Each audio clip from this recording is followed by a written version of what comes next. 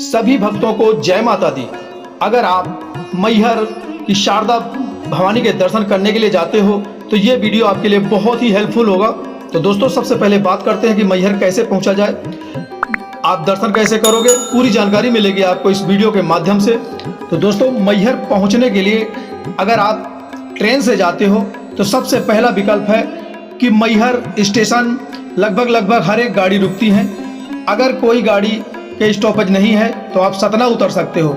दोस्तों यहाँ से आप ऑटो टैक्सी से करके मैहर धाम तक जा सकते हैं। दोस्तों अगर आपके शहर से डायरेक्ट ट्रेन नहीं है मैहर के लिए तो आप सबसे पहले प्रयागराज आ सकते हो। प्रयागराज से भी आप मैहर में शारदा भवानी के दर्शन कर सकते हो। दोस्तों इसके बाद बात करते हैं बस से। तो मैहर में आप कहीं से भी बस से भी आ सकते हो। यहाँ पर मैहर बस स्टैंड भी बना हुआ है। यहाँ से 20-25 रुपये ऑटो वाले लेते हैं और मैहर धाम छोड़ देते हैं आपको। इसके बाद बात करते हैं दोस्तों, अगर आप बाई फ्लाइट से आना चाहते हो, अगर आपका एयरपोर्ट नज़दीकी एयरपोर्ट है खजुराहो मैहर से जो 150 किलोमीटर पड़ता है, दोस्तों आप यहाँ से टैक्सी कैब से आप मैहर धाम तक जा सकते हैं। इसके बाद दोस्तों अगर आप बात करते हैं अपनी खुद की गाड़ी टैक्सी से आते हो या कैब से आते हो तो दोस्तों यहाँ पर बहुत ही अच्छी फैसिलिटी है पार्किंग के लिए। जहाँ पर आपको पार्किंग मिले आप वहीं गाड़ी खड़ी कर दीजिए। और अगर आप किसी से माला फूल लेते हैं, प्रसाद लेते हैं, आप उसके सामने भी अपनी गाड़ी पार्क कर सकते हो। ये तो हो गया दोस्तों कि मैहर धाम हम कैसे आ सकते हैं।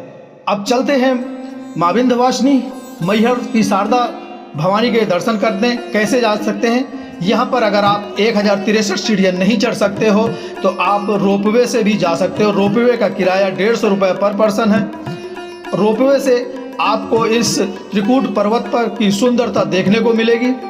तो आप अगर आप ज़्यादा बड़े बूढ़े हो, 1063 सीढ़ियाँ नहीं चढ़ सकते तो आप रोपवे से जा सकते हो। मैहर की शारदा माता का मंदिर मध्य प्रदेश के सतना जिले में है। ये मंदिर विंध्याचल की चोटी पर बना हुआ है। दोस्तों ये 52 शक्तिपीठों में से एक मंदिर है जहां पर माता रानी का मंदिर बना हुआ है। मान्यता यह है कि दोस्तों आह्ला उदल सबसे पहले जंगल के बीच में बने इस मंदिर की खोज किया था। आह्ला ने मंदिर की तलहटी पर 12 साल तक तपस्या किया था। इसके बाद देवी प्रसन्न हुई थी। माता ने उनकी भक्ति से प्रसन्न होकर अमर होने का वरदान दिया था। माता ने आह्ला को दर्शन दिया था और अपनी प्रतिमा भी भेंट किया था। मान्यता यह है कि आज भी आह्ला और उदल जो अमर थे तो यहाँ पर पूजा करने के लिए आते हैं। तो दोस्तों ये मंदिर की उत्पत्ति कैसे हुई कि जब भगवान भोलेनाथ माता सती का अधजला हुआ शरीर अपने कंधे पर लेकर के जब तांडव कर रहे थे तो माता के गले का यहाँ पर हार गिर गया था। दोस्तों तभी माई हार बोलते हैं इस जगह को और धीरे धीरे करके इस जगह का नाम मैहर पड़ गया। तो दोस्तों कहते हैं कि आह्ला और उदल दो सगे भाई थे जो कि महोबा के बहुत ही सूरवीर योद्धा थे। एक युद्ध करने के बाद यहाँ पर जब आए तभी माता रानी के इस मंदिर का जो आप इस समय दर्शन कर रहे हो उन्होंने खोज किया था और आह्ला और उदल दोनों भाइयों ने यहाँ पर 12 साल तक तपस्या किया था।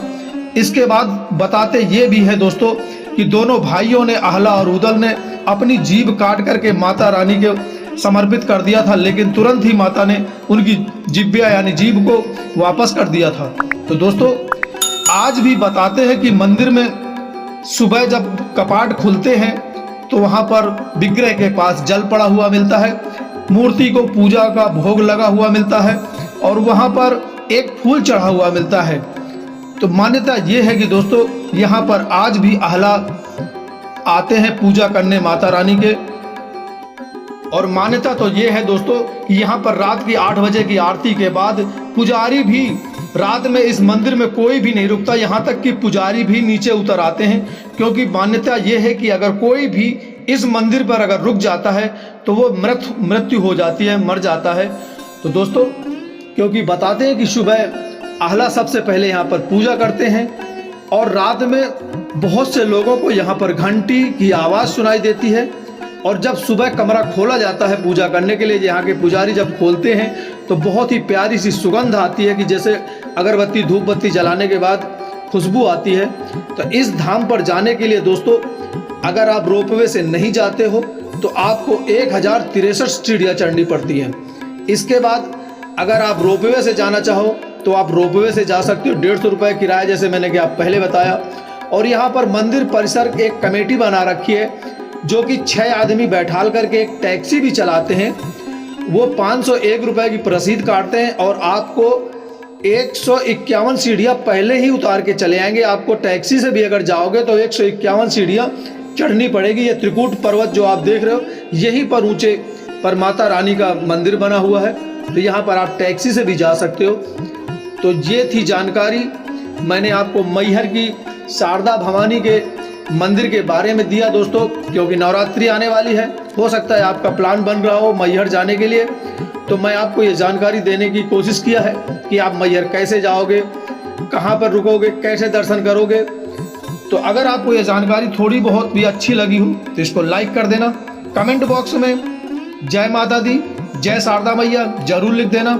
और दोस्तों यहाँ पर माँ शेरा वाली के साथ साथ आपको सरस्वती जी के भी दर्शन होते हैं। और यहाँ पर मन्नत का धागा यानी चुनरी बांधी जाती है और बताते हैं कि यहाँ पर माता रानी किसी को खाली हाथ नहीं लौटाती हैं, यहाँ की बहुत मान्यता है।